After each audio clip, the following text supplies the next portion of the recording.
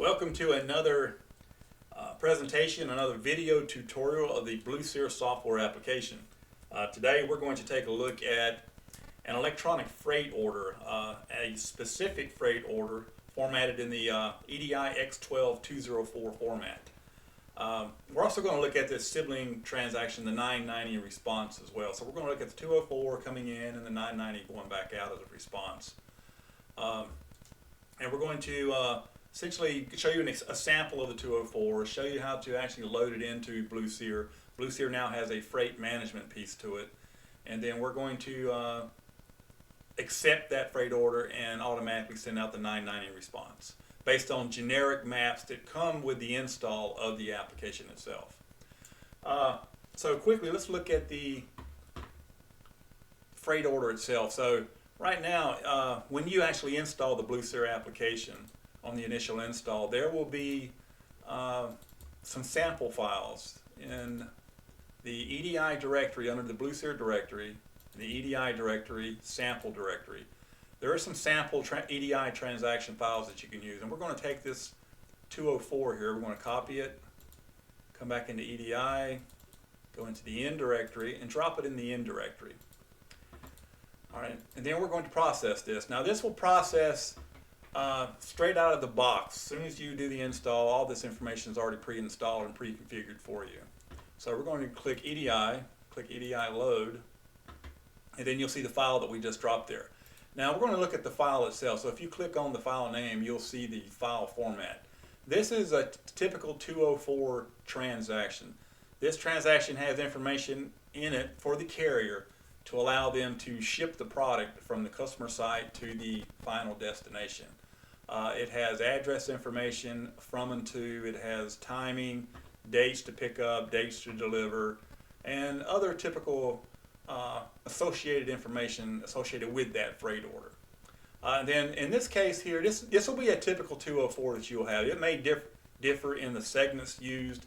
Your customer may have maybe using other segments that this sample doesn't have,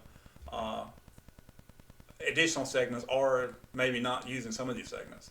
But this is a typical generic 204 that may vary a little bit with what you have. But this right here will work with the current map that's in the system now. The trade IDs here are just 9999 for the sender ID, so this is just a sample customer. The customer is called Acme. And then this is the standard ISA receiver ID for the BlueSeer application. That can be changed at will.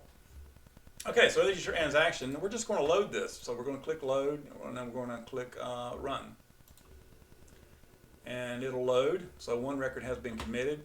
You can look real quickly in the EDI log file, and you can see whether it was successful or failed. In this situation, the status is a check mark. So it obviously loaded. So we're going to go over to the freight menu, freight order management. Actually, we're going to take that back. We're going to step back and go to freight order report, and just click run. We should have one record in there, and we do, with a status of pending. So we're going to click on the flag, and this is the freight order that came in that represents the actual 204 that we just loaded. The flat rate was in that 204. The load and unload destinations were also in there as well. Okay, so now the freight order is actually in the system. You've loaded it, you've imported it, and it's created the record for you. And now you either want to, you'll go through the motions of managing and scheduling this freight order, but for demonstration purposes, we're just going to accept it blindly. So we're going to accept it. Once you accept it, it'll ask you for a response. Do you want to send a 990 response? And you can click yes. And you have to click the update. So it's going to accept it just like it is. We're going to click update here. And the transaction is now accepted. And a 990 formatted file has been put into the EDI out directory. So let's go look at that. So we'll go over to EDI out directory, and it should be a 990 file, and there is. So if we open that up, the 990 is a very simple document. It's essentially a yes or no kind of answer to the carrier, and the carrier is basically saying that I either accept the freight order or I reject the freight order. In this case, they accepted the actual freight order, and you'll see the A for accepted here, and just general information. It's just a yes or no kind of answer. And this will go back to to the customer or the manufacturing site that sent you the 204. As an example, let's actually look at a rejected status. So that was accepted. We can decline it. You can click decline. It'll ask you again if you want to send it or not. You click yes. It'll also ask you to choose a reason for declining the freight order. And we're just going to choose we don't have the equipment available. So we click on that, and then we click update again, and that should send out a decline and also change the status of the freight order to decline. And so now let's go look, and we should have a second 204, and there we, or a 990, and there we do.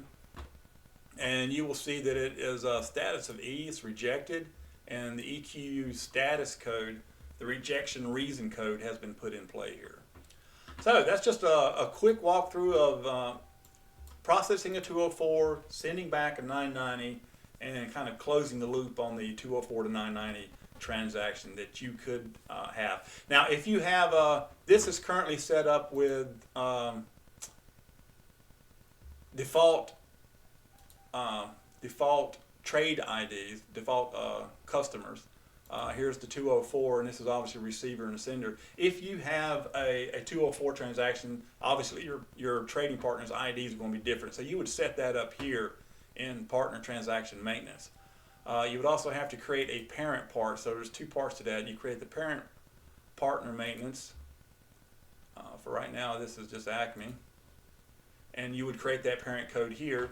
And then you would create the partner transaction record. But other than that, and you can use the exact same map that I used here. And we'll go back to that 204. And this is generic 204 into a database.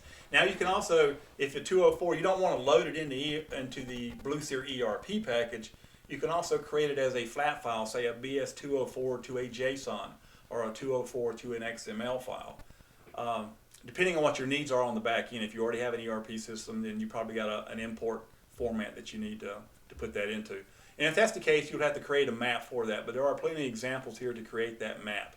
Other than creating the map and changing the trading partner IDs, this application can be used as is for participating in a 204 to 990 scenario with your trading partner. Okay, so if you have any questions or concerns, reach out to our contacts page. That is on help about. All of our contact information is there. If you have any questions, you can go to the website. There's a contacts page. And if you have any bugs, if you do come across any bugs, please report those. And that information where you can report those bugs is also provided on the website at BlueSeer.com. All right. Thank you.